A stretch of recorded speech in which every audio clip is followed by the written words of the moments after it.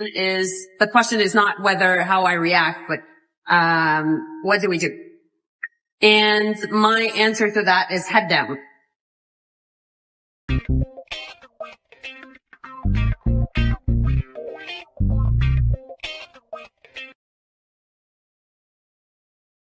Yeah, it's David Crayden, broadcasting to you live from our nation's capital. I think it still is, on this Monday.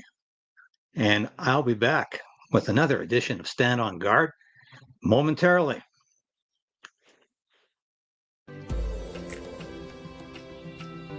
The Prime Minister lied and his minions continue to lie. Your home is your castle.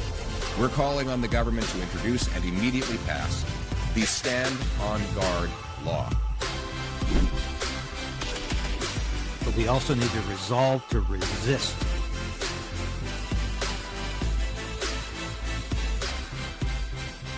Okay. We'll do it live. Okay. No. We'll do it live! I'll write it and we'll do it live! So we're going to be doing a major report tomorrow on very unusual activity, very unusual sounds emanating from the death pen with the CFIA or a holdup. And this is very mysterious. And we're going to do a deep dive on this tomorrow, but I'm just going to tease it a bit today because this is Friday night.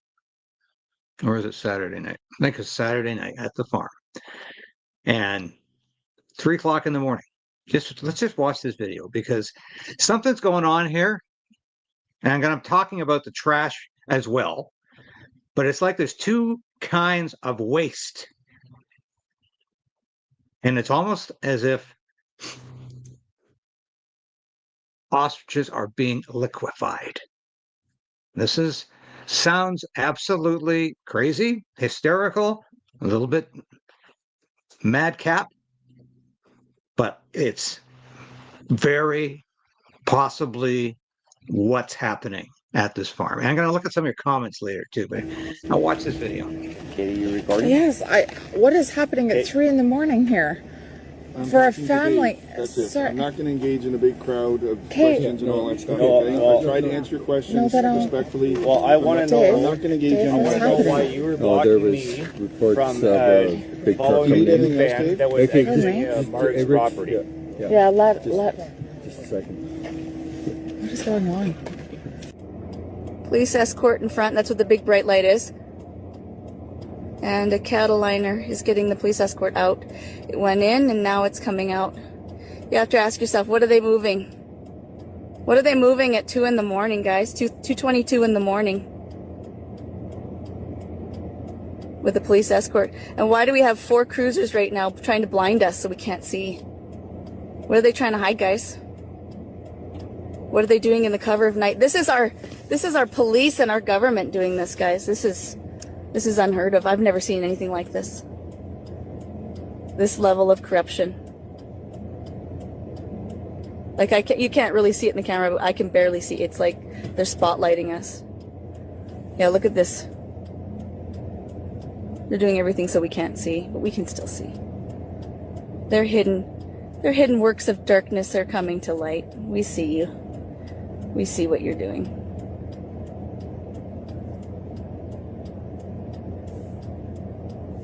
Oh, we got our own flash spotlight now. Yes. Oh, even better view now. Good job, boys. We can play that spotlight game too. What's in that truck, people? You have to ask yourself, what's in that truck? Evidently, it's okay to, at 2:30, 3 o'clock, bring in semis and semis down a highway. Drones with spotlights and drop off porta potties. You've heard it here if it's not true. What happened, got a call at 1:30, trucks moving in. Yeah. And it seemed like more RCMP presence. Yeah. Trucks moved in, there was equipment moving over there. Yeah. At the back. Another truck came in. Only one truck. Only one truck? Yeah. In total? Yes. There's a pumper truck that just stayed up there and pumped out by Okay, that would be the fire hall. Yeah. And then the pumper truck that stayed basically there at that the outhouse porta potty. Mm-hmm. And then the other van we escorted in, and they got 2 porta potties. That's it. You can see one from the road. You could understand, like we're so on edge that delivering porta potties at 3 a.m. with spotlights and drone lights. As I told Dave, it puts all of our family in panic because we don't. Katie, you recording? Yes, So what kind of material requires a police escort to leave? Where's it going? What is on those trucks? We know there's something very, very suspicious going on here with disposing of. Now, I talked to Doug, and you say, Doug, I'm sorry, I didn't get Doug's last name, but he's sending me video of the ostriches being what apparently injected with needles. I showed you video yesterday of the CFIA goons putting something on the ostrich's head and neck. We're not sure what that was. But it's all this video is just incredible. And this, of course, is what the CFIA has been up to. And they've been up to no good. Let me tell you that. They've been up to no good. So anyway, Doug is the guy who looks after security for the farm. And I asked Doug this morning, said, let's just talk about the waste that's going to the gravel pit. Then it's transferred to Super Save, which is sort of a company that sells the blue fencing. A lot of people think it's not a supermarket. Okay, it's not a supermarket. But my question for Doug is, okay, what happens to this garbage when it's compacted up along with the other garbage at Super Safe? And we've documented the fact that it arrives there from the gravel pit. And then where does it go? Is it staying at Super Safe?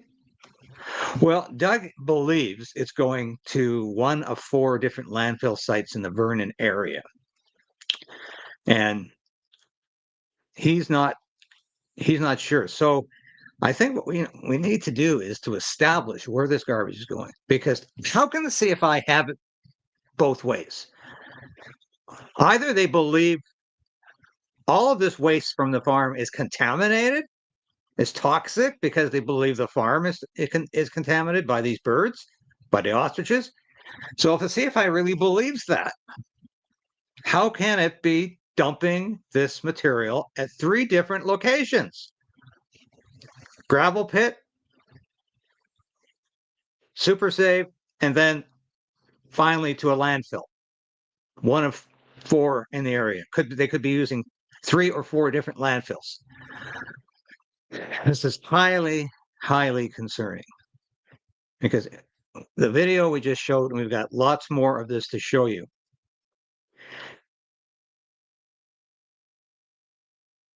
We cannot prove that the CFIA is disposing of these ostriches. But if you read between the lines, at their interim report, their news release, they're very careful about how they describe their activities. And we're going to have a look at this in here. Image file. We're going to have a look at this here. Oh, sorry.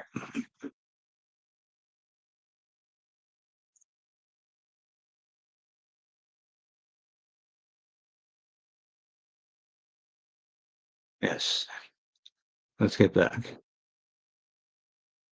By the way, I saw a video from somebody associated with the Freedom Convoy. It's quite prominent. I'm not even going to mention his name because he apparently took it down, I think perhaps at the urging of saner minds. I don't know why he would put this video up with all kinds of vitriol, accusations against Katie and her family and the farm.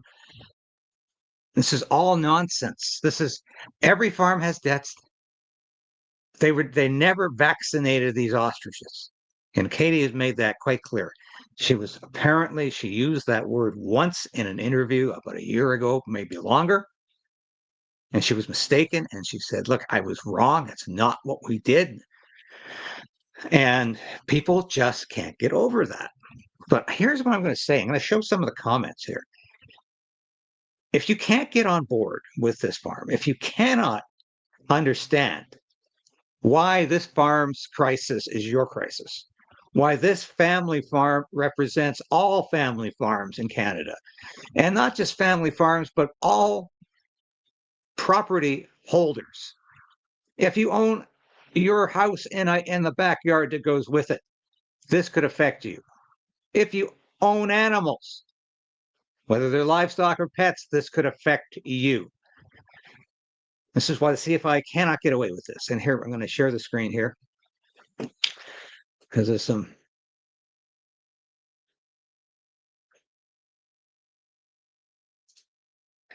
There we are. All right. Now, this is the news release, and I'm still waiting for the CFI to get back to me about a request for an interview. Now, somebody said, don't settle for the spokesperson. Demand to talk to the president. Well, the president of the CFIA is not going to be talking to me, not talking to any independent media. But if you read how the CFIA phrases, 0 birds have been euthanized by the CFIA. Even though we have video footage of them injecting the ostriches with something, apparently it looks like that. 0 live birds have been removed. 0 dead birds have been removed from the farm. Now, what if they're reconstituting the birds into a blender type machine? And we're going to be going into this in greater depth tomorrow. And by the way, I have to explain, Katie couldn't make the show today. She's had all the things that are happening to that, to that courageous woman. She's now dealing with a family crisis, and it's something she has to look after immediately. So she was unable to come on yesterday, and she's unable to come on today. Hopefully we'll get her on during the week again. But it's the way they phrase this. I find it fascinating. 0 dead birds have been removed. So what happened to Spirit? The bird that they claim up here, 1 bird died of a pre-existing condition. So is that ostrich just rotting on the land? These people have no sense of decency at all. It's absolutely shocking. The CFI has no sense of decency. Now, I want to show you. And I have to give credit to Chris Dacey. He has generally done a lot of work in Ottawa, and I often call the kind of citizen journalism he does. It's almost like it's asymmetrical journalism. It's combat journalism. He's out there asking those impertinent, inappropriate questions of the politicians when they leave. He's covering the protests and the double standard we've seen with the protests in Ottawa and in Toronto. And he's doing a great job out at Universal Ostrich Farms because there's virtually nobody on site right now. People can't stay there indefinitely. We know we've got at least another week or 2 before the Supreme Court rules, but will there be any ostriches left by that time? This is my concern. This is my concern because here's the blender. What is it? What is that thing? Well, we know what it is. It is literally, it's a blender. What are they doing with it? Why would they need this device? So, who are the professionals here? Yeah, no, this is interesting.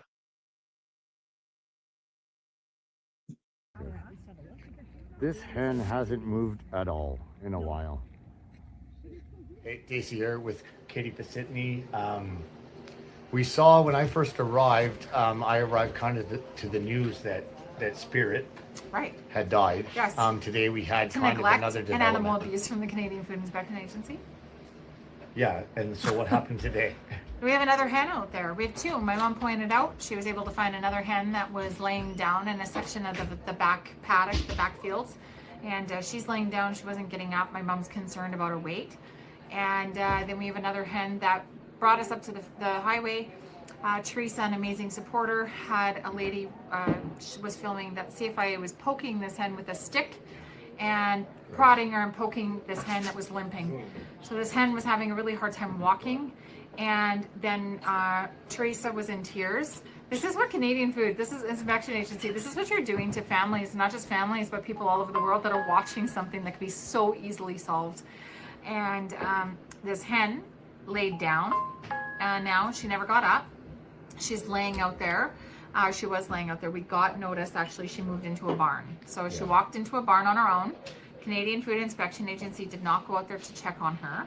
And we're calling out the Canadian Food Inspection Agency. Your job is to feed, water, shelter, bed out, and maintain the welfare and the health of our animals. You're not doing that. You are neglecting them.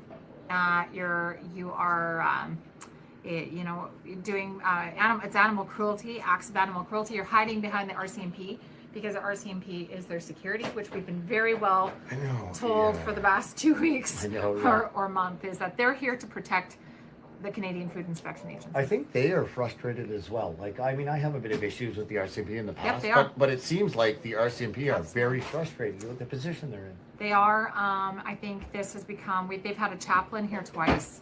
I even asked them, I said, could we get a chaplain for some of our supporters? And I mean that. I could use one, honestly. Like, some of the prayers have been useful to me. They have been. I get why they need them, but it is. And this is a lot of psychological warfare and terrorism on a family, but not a family anymore. This is terrorism on an international scale for people who've fallen in love with these animals because it became beacons of hope, as well as exposing a corrupt and rogue agency, the Canadian Food Inspection Agency, that's operating with no oversight, excessive freedom, and no accountability. They perform their own audits. They actually do their own investigation on their own investigations. They perform their own investigative, what do you call it? Investigations on their investigations. Like when the RCMP wanted to know about birds, let's ask the CFIA. Yeah, can we do a count on our birds? No, we can't do a count on our birds. The RCMP can't do a count on our birds. Aboriginal and Native communities can't do a count on our birds. So vets aren't allowed to do a count on our birds. This is devastating to watch my mom go through this, to watch everybody go through this. It's been heart-wrenching. Every day we just put our feet on the ground. We know that we're standing on the right side of history. We're going to keep fighting for animals, the voice of the voiceless, and these animals. So we're really worried about this new hen. Yeah. And we don't want to allow this hen to become the next Spirit. So what do we do? What do we do, Chris? I mean, public awareness, I guess. Like, share, comment. What do you do when there's no one to tell? Yeah, and I'm not trying to be like I'm not a conspiracy theorist or whatever all these people want to call me. I'm just showing what I see. Yeah. Mike Rood has been up in the mountains a bunch of times. Yeah, I was many out times. yesterday, and it looks like there's way more males compared to females. Another alarming issue. I mean, exactly, where are the hens? The hens are the golden hens because they hold the antibodies in their eggs. We have a lot of questions, Canadian Food Inspection Agency. Why can't we count them? Why can't we do an animal welfare check on our own animals? What is happening with these hurt hens? They are not going to become the next Spirit. We will not allow them to. I don't know what that means and how we implement something. I don't know what to do about that, honestly, but I think animal cruelty laws should still apply. RCMP or whoever's watching. We're held accountable, right? As Canadians, are you not held accountable for all your actions? How is the actions of the Canadian Food Inspection Agency? How are they just left completely untouched? Yeah. So you can't have such a rogue agency with so much power, and they're being led by the directives of the World Health Organization, the United Nations, and we are allowing non-elected governing bodies that we're allowed to come into our country. Yeah, and I mean, I get it. Like, this is a farm and this is your life and all these things, but like, this is emblematic of all of our institutions. That's right. They're rogue, unelected bureaucrats Yeah. that have unlimited power, and they're waging like a paramilitary operation on your farm. Look at the force. If we would have used just a fraction of the money that they've spent here to enforce, like hundreds of thousands a day type yes, of thing. yeah. Then if we could have just used a fraction of that energy, used a fraction of their money that they've used to enforce this fear and their antics that they have on this farm, and display this punishment for using our voices, to doing good and bettering the agency to restore the eroded trust in Canadians, we would be so much further ahead in 10 months. But instead, that trust has further eroded. We are actually at even a worse place that we are for Canadians, and that is that we're at more risk than ever because we have an agency that holds a really, really important role in Canada, and they're abusing it. So what's happened, our farmers are going back to shoot, shovel, shut up. So if we have something that is really important on a farm that is worrisome, no one wants to report it because there's fear of an agency that has too much power. So what do we do with that? Come in and take over everything. You take over, and you can take over. So it's actually more dangerous. Oh, it's more dangerous now than ever. So we're going to hold you accountable. We're going to restore the eroded trust in the Canadians. We're going to create an agency that has more accountability and is going to answer to the farmers and our Canadians. We want to not be attacked, but we want to be supported, and we need proper outbreak response. We don't have proper outbreak response in Canada. Science. Real science, science versus speculation, and discovery versus destruction. At Universal Ostrich Farms, that's what we're creating. We want to thank you for being part of this journey with us, because without all the independent journalism and everybody taking the video, catching these moments online, showing that the RCMP are digging through our dumpsters and they're handling the garbage for CFIA.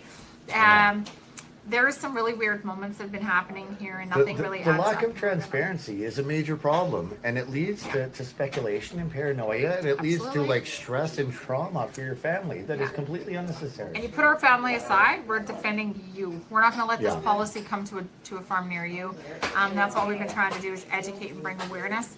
When we got shown the policy and we had to have a deep dive into it and know how much it was going to affect us, it made us aware of how much we need to stop it, because it's a rogue agency operating with way too much freedom. And the federal government is not stepping up. And our provincial government is working very hard with Scott Anderson, our MP, and they have been taking it to the House. But we're going to see what happens here.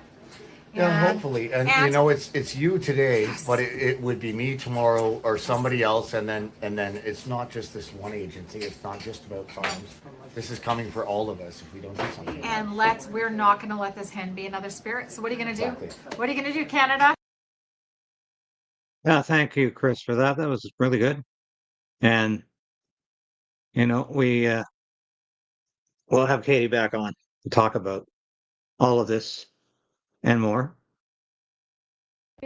So, Katie, we're here on the side of the road. Some stuff's going on. Do you want to just give everyone an update? Here we were just in the house and we got a call from the police liaisons that they're putting a tarp up. Don't be alarmed. When they say that, we're very alarmed. Right? And so they say that, don't be alarmed, they're putting a tarp up that's going to go off the kill box, and it's going to be shelter. And I said, absolutely not. I ran, got my mom, we wrote out a letter saying more space that they get to act nefarious. More space to hide in is what it is. It's not shelter. So the field that you see where the kill box is in over here, this field would normally be shut down by now. This is it's only a spring summer pen. They graze at it, and we're able to give them fresh, nice spring water in a bucket. That's what they drink through the hot weather months. But right now, with the cold, there's no more water there. So we don't even know how they're watering all the animals in that pen, but that pen needs to be shut down. So all those birds you would see pushed into all the other pens for winter, and then they get bedded out every night. Beautiful, big, fluffy bedding, dry bedding, water, their food, everything. It's all winterized, so they eat and they can drink everything, no water problems.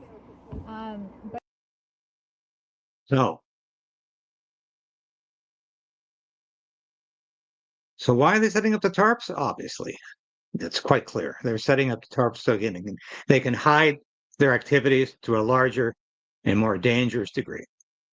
So this is we needed to get this information out. Now, I quoted this X post 2 days ago from Bruce McGonigal, and he's done some number crunching here from all of the observations, all of the observers, and Bruce is saying there's 220 of what used to be 399 ostriches, and the numbers here are incredibly confusing because we started out with 399. The CFIA, it says there's a maximum of 330, but I think that number is grossly inflated. So the question remains. Thank you for reposting that, Chris. It was the last time we had Katie on the show. And what is going on here? And I want to have a look at Agent Blue Sky, who, and this is, we're going to be having a look at some of this video tomorrow, but very interesting.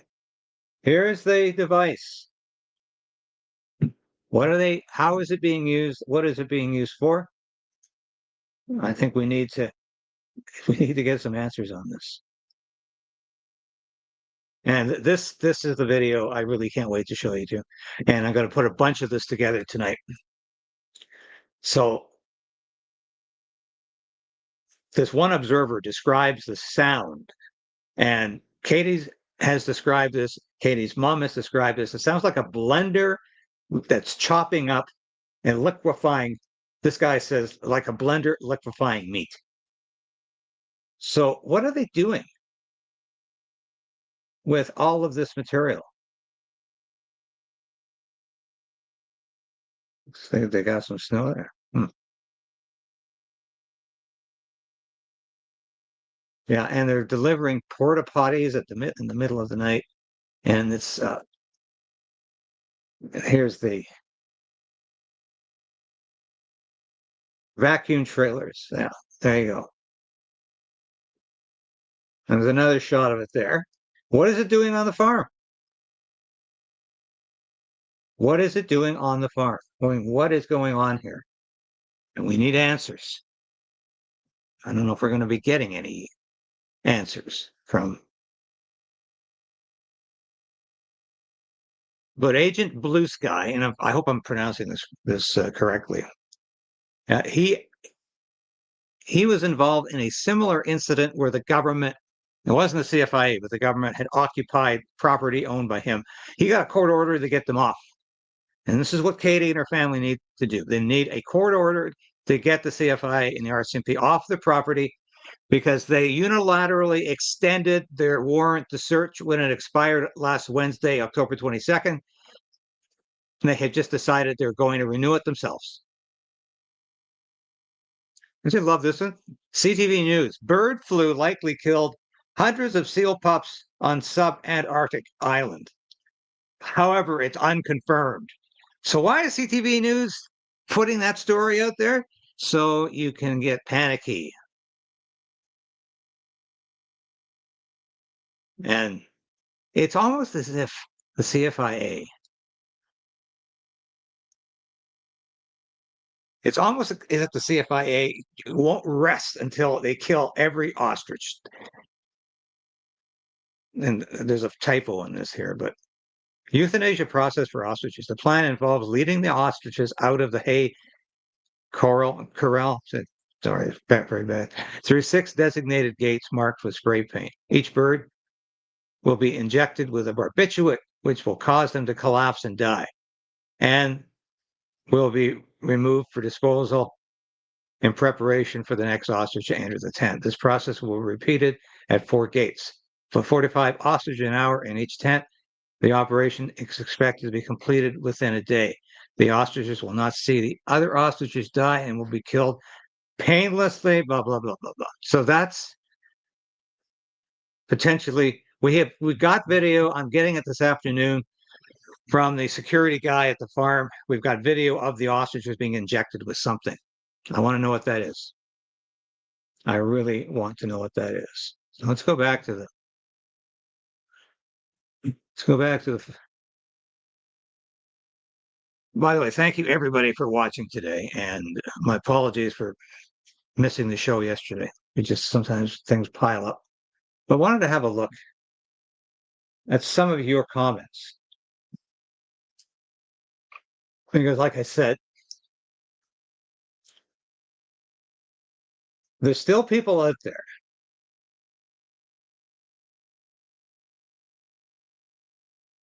now. I really take issue with this comment from Sandra Pittman, but hey,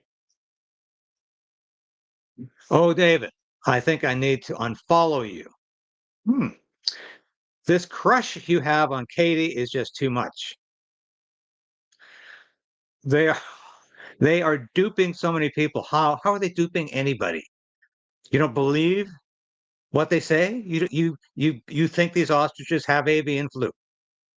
That they have not developed herd immunity?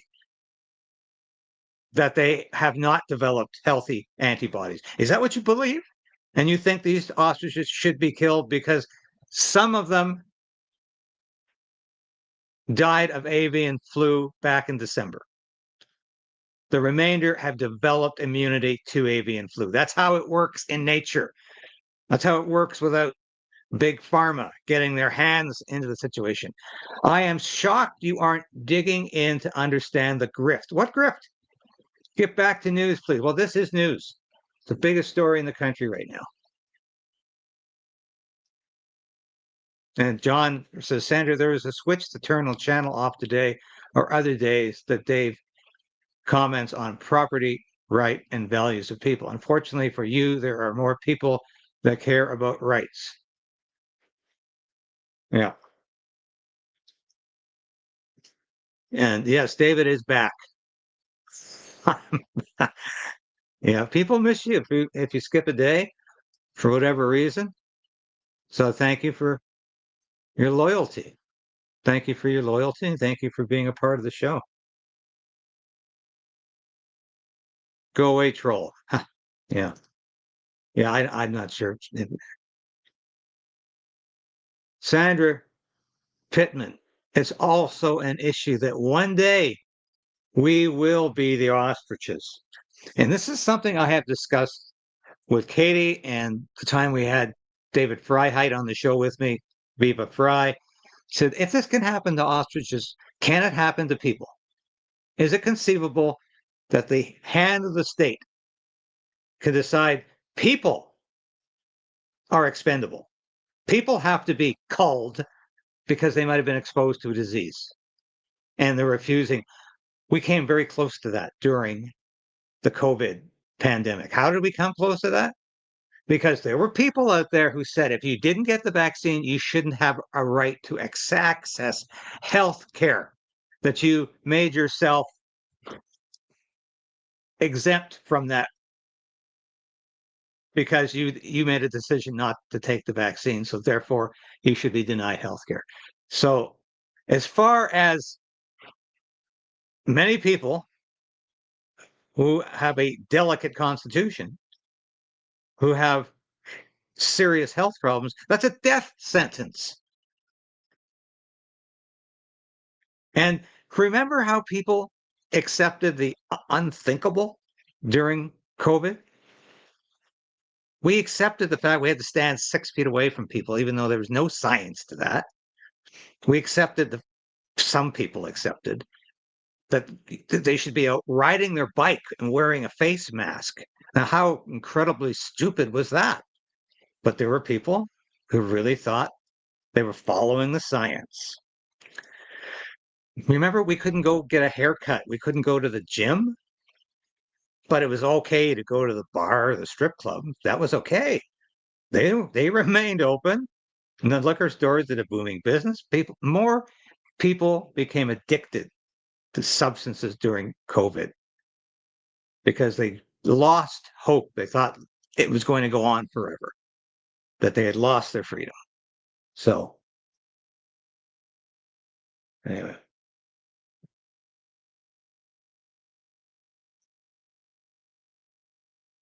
Let's see. So Sandra's language is similar to the other trolls, bots, AI profiles. It shows the validity of concern about what is behind the CFIA versus small farms.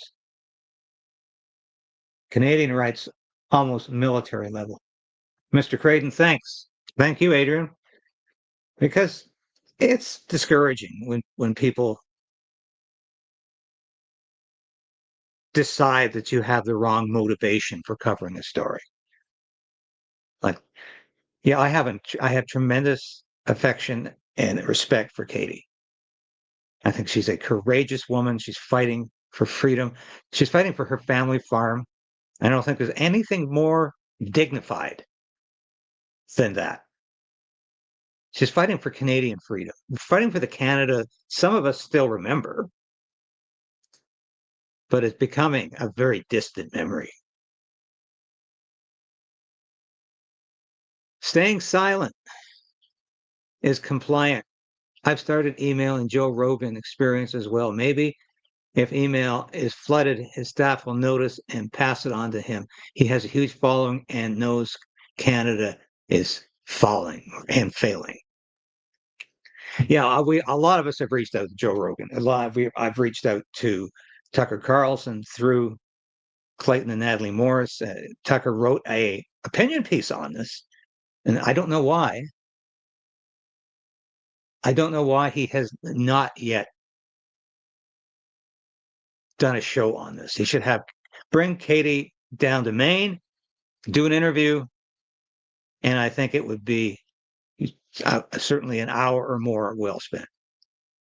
Katie is a very articulate, eloquent spokesperson, not just for her farm, but for agriculture and for farmers' rights, property rights, human rights.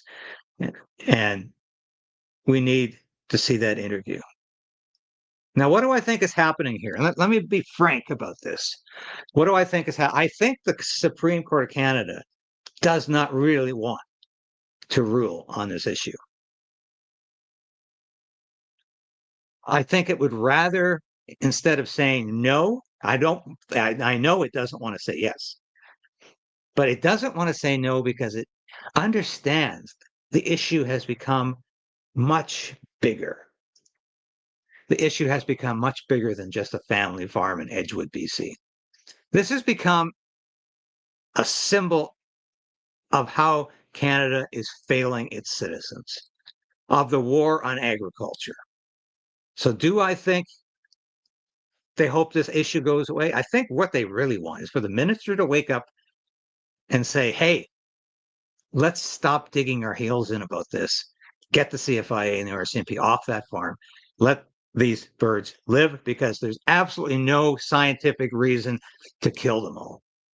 But clearly something is happening behind the scenes. They are hiding some dirty work here. I think we've got to acknowledge that. Here's more comments. Staying silent is complaint.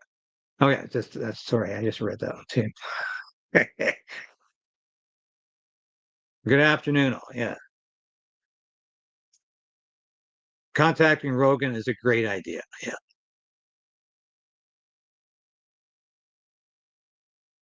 So here's what I'm going to be writing about this week and featuring on the show. We are going to demonstrate that the CFI cannot, if it really believes this waste is contaminated, why is it contaminating a gravel pit? A business in Vernon, and potentially a landfill site. It can't have it both ways. Either the CFIA believes this is toxic material, toxic waste, or it doesn't believe it. And it can't have it both ways. So if it believes it's toxic waste, it should not be dumping at any of these locations. But you know what I really think the CFIA wants to do is to destroy this farm. I think they're targeting the hens right now. Not only because that's the future of the species, but those, as Katie pointed out, the antibodies are in the eggs. And that's what is going on here. I think the CFIA wants to destroy this farm. And we need answers. I want answers. I am demanding a count of these ostriches, an accurate count. Don't tell me you can't do it. Don't tell me the CFIA isn't capable of counting. I think that's probably the one thing they are capable of doing. They're not capable of looking after animals. They're not capable of administering any degree of care for these animals, but I think they can probably count up to 400 or 300 or 200, whatever. But I think that's probably, I think their level of competency would at least rise to that level.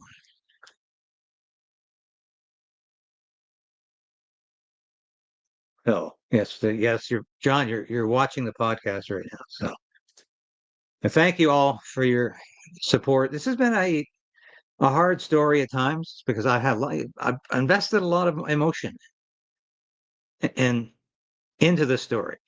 And I want to believe it's going to turn out right.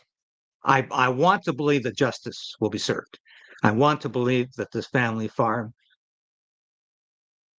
will be saved from more oppression and that they can move on with their life. So we will continue to follow this story. And I will, some people say I'm ignoring too much. No, we're going to be talking about other news from the Hill this week, and I have been doing that, of course, because I have kept you up to speed on the censorship and surveillance bills, 4 of them now. And I'm at an event this week in Ottawa with John Carpe, so it should be interesting.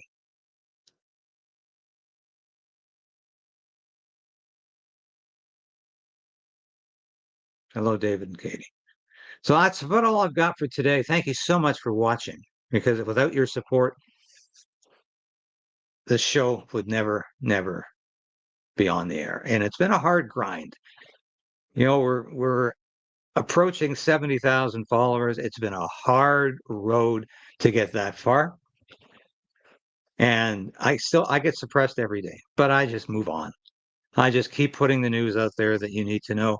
I just keep delivering the news that I need to talk about. And I think that's what we're here for on Stand on Guard. I'm going to just show my merchandise. I'll be right back.